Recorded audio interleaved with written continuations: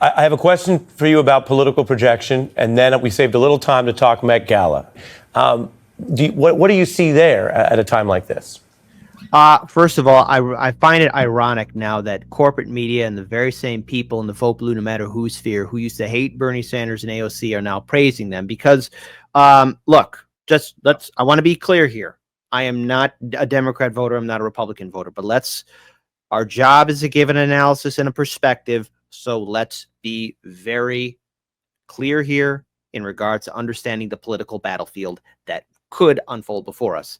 The Democrats as a brand have failed spectacularly. So that means 8 years ago, all those people who are saying, hey, trust in Bernie and AOC to run the party have been proven correct. Little did we know that Bernie and AOC would be neoliberal Democratic sellouts or either that follow the party line. Okay, now this is clear. So on the one hand, again, we progressives, independents who are politically homeless, I'm pretty sure you were saying the same thing. I was saying the same thing. Jimmy was saying all of it. All of us were saying the same thing.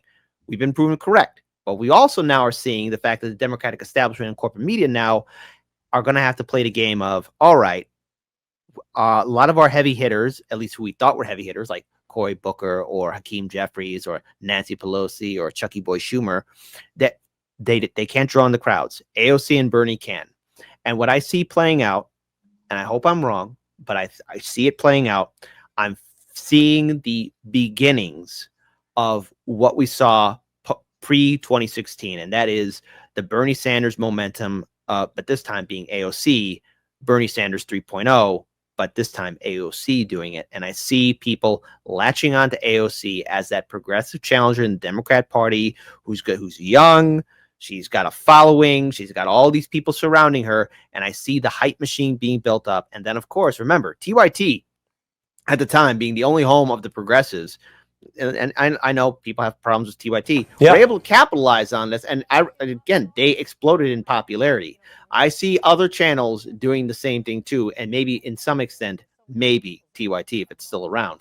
But I see this playing out to where they're going to try and make her like the big left progressive candidate, all the while the Democrats are trying to filter or create somebody to be that corporate person to where, oh no, AOC can't win because the Democrats don't have a primary, don't really have an open, free, clear primary because they got super delegates. And then AOC saying, okay, everyone, we got to support this guy because we got to stop whoever the boogeyman is for that the Republicans are going to pull up. Because I don't think we're going to see Trump, a third Trump administration. If we do, I mean, it's content gold for us.